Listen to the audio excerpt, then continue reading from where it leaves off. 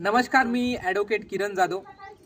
आम्ही आलोय मनमाडपासून अगदी हाकेच्या अंतरावर असलेल्या अनकाई आणि टनकाई या किल्ल्यावरती. मित्रांनो, हा जो किल्ला आहे हा यादवांच्या देवगिरी जे साम्राज्य, देवगिरींचं साम्राज्य होतं यादवांचं, 1500 ते 16व्या शतकाच्या दरम्यान हा किल्ला बांधला गेला. आपण बघू शकता हा जो किल्ला आहे मित्रांनो, हा बुरुज अगदी तटबंदी बुरुज आहे. तुम्ही हा बुरुज बघू शकता. अगदी 400-450 वर्षापूर्वी हा किल्ला यादवांच्या काळात बांधला गेला. आणि सर्वात महत्त्वाचं म्हणजे औरंगाबाद अर्थात आत्ताचं संभाजीनगर आणि सुरत, संभाजीनगर आणि सुरतेवरती लक्ष ठेवण्यासाठी, व्यापाऱ्यांवर लक्ष ठेवण्यासाठी, त्याचप्रमाणे इथं जो तह झाला आहे त्या तह अंतर्गत हा किल्ला 1635 आणि 17व्या शतकामध्ये इथे अनेक साम्राज्य होऊन गेले. यापैकी यादवानंतर खानन हा सेनापती होता. खानन नावाचा हा सेनापतीने हा किल्ला ताब्यात घेतला.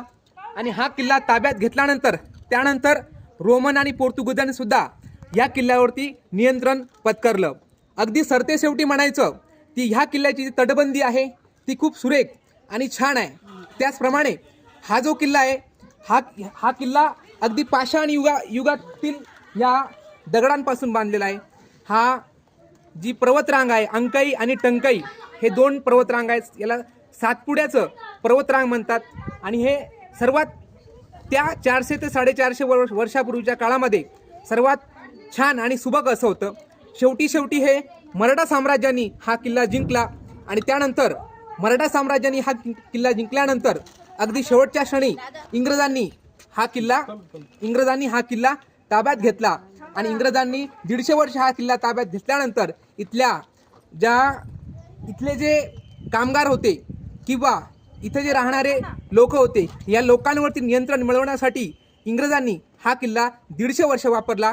अगदी आपण बघू शकता हे टनकाई आहे आणि आम्ही जिथं उभं ते अनकाई आहे. आणि ह्या किल्ल्यावरती आपण वरती गेल्यानंतर अगदी शेवटच्या क्षणाला अगस्त्य ऋषीचा आश्रम आहे.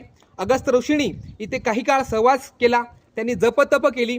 आणि हा किल्ला अगदी मजबूत असल्यामुळे ह्या मनमाड, नांदगाव आणि नाशिकच्या हाकेच्या अंतरावर असल्याने या किल्ल्याला एक सुवर्णयोग आणि महत्त्व प्राप्त होतं.